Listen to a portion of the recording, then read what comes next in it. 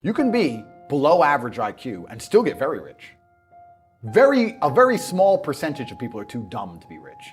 The slave minds, they'll never be rich because the matrix tries to keep you poor, because when you're poor, you can't think. That's why it's all a scam. Do your GCSEs, do your A-levels, get in debt, go to uni, get out, get a job, get a mortgage. Don't worry, when you've paid that mortgage off when you're 61, then you'll have enough money to go to Spain for holiday. Then your pension comes. Oh, government doesn't have the pension money anymore. Funny enough, hedge fund stole it. Oops-de-doops. And then you wake up one day and go, whoa, I just got f***ed. I first made my millions of dollars. The first time I ever became a millionaire was with Webcam Studio. This is how I first ever made money. I mean, I was a kickboxing world champion, but kickboxing's not boxing, right? Yeah. So I'd make like $100,000 a fight. You fight 2 or 3 times a year. You pay 20% to your manager. You pay taxes, but you're not rich. And I didn't consider myself rich. Like 30, 40 grand chunks, what, twice a year, maybe 3 times a year. Living in London, London rents, need a car. Mm-hmm. You're trying, like you're not rich in any way. And that's actually the reason I retired, because I woke up one day and I thought, I'm giving 6 hours a day of absolute focus and energy to this. And I believe I'm smart enough that if I put that much tenacity into something else, I can be a multimillionaire. Most people go through life and they do not pay attention. You need to pay attention to every single time you spend money, because you cannot make money.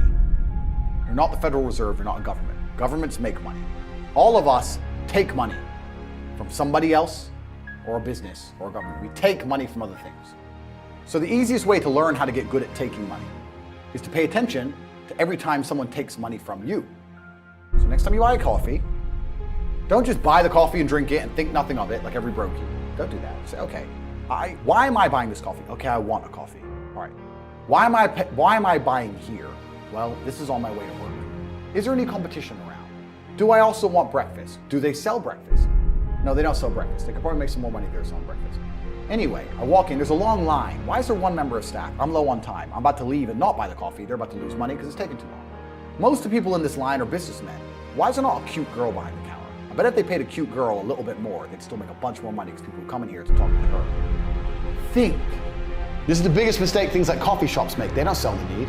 They'll sell on, a coffee shop will sell you on price. They'll try and do it nice and cheap because they have lots of competition. They'll have a nice looking coffee shop. They'll have like a good, nice chairs that'll look nice, whatever. But they very rarely sell the need.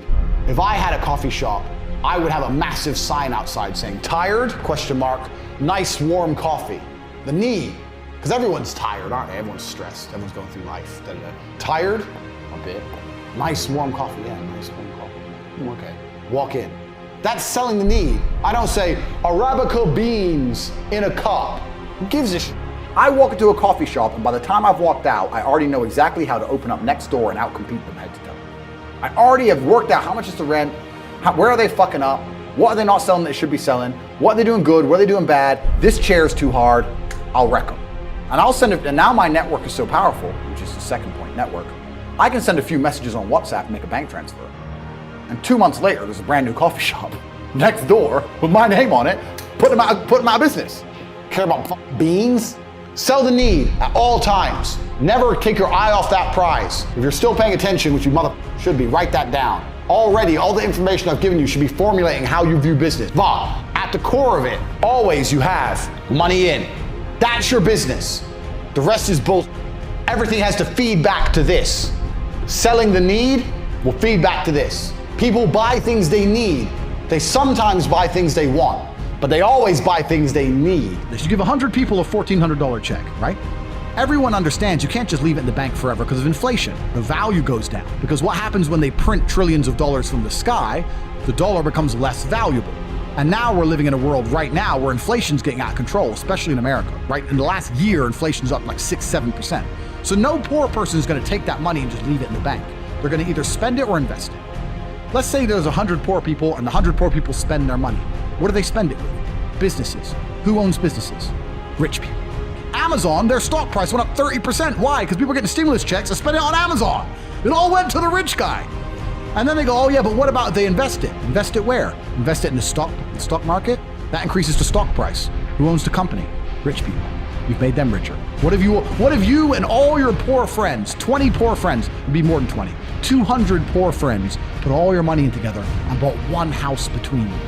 that still takes one house off the market and raises the property value of that area. Who already owns those expensive houses? Rich people. So it's like, I want money. What is money? How do banks work? How does credit work? What's fractional reserve banking? All these things we now know to be the biggest cons of the century, right? So I'm sitting there researching money for days and days and days. And then I get more mad because I'm like, whoa, money's trash and I don't have any. Now I'm really annoyed, right? I thought like everyone else did that, everyone puts their money in the bank and the bank takes some of other people's money and lends it out. I didn't know they invented it from the sky. I still at that point thought money was linked to gold. I didn't know nothing. So I'm learning all this stuff and I'm getting really angry. I'm like, now this is really annoying me. So anyway, I got out a piece of paper there and I'm in my research phase and I started trying to write down what I had. I was like, I have an apartment, I have a BMW, I'm in good shape, but I already use that for fighting. What can I do? I can play chess. I'm just writing down the things I have and what I'm good at.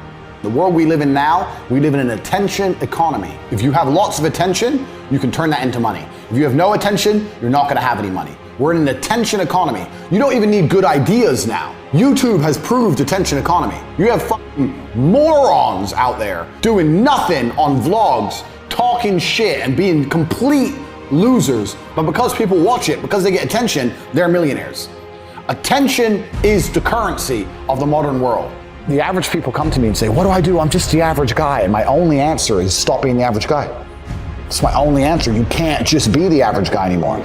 The idea from the 1950s that you can just be the normal, average, law-abiding, hard-working citizen and you'll have a good life is gone. Any man out here who goes, I'm just gonna work hard, do my bit, and obey the laws, and I'll have a good life. No, you won't. No, you will not. Just doing your job is never gonna make you rich, because you're just gonna be taxed into infinity and you're gonna stay broke.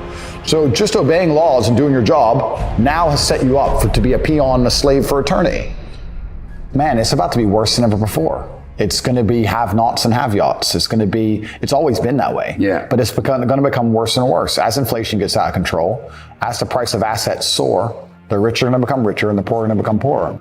And then what you'll do is, as you go through life, every time you spend money, is you'll realize the problem is not how to make money. The problem is how much time you have, because there's endless business ideas. There's endless ideas. You need to learn to care about things mentally, but not emotionally. How successful you are as a hustler is directly linked to how much stress you can tolerate. Money making is only stress tolerance. So when you're making money, most of the time, what you're doing is you're taking stress off other people, especially if you provide a service. Even if it's a cleaning service, you're taking away stress from someone else. You're adopting someone else's stress for cash. The more stress you can adopt, the more money you can take. You need to have high stress tolerance as a hustler, as a money maker, as a businessman. You have to be able to deal with stress. Things are gonna go wrong all the time. You have to be able to just ride the waves. Most of you people out there, the only reason you're not successful is because you can't tolerate stress.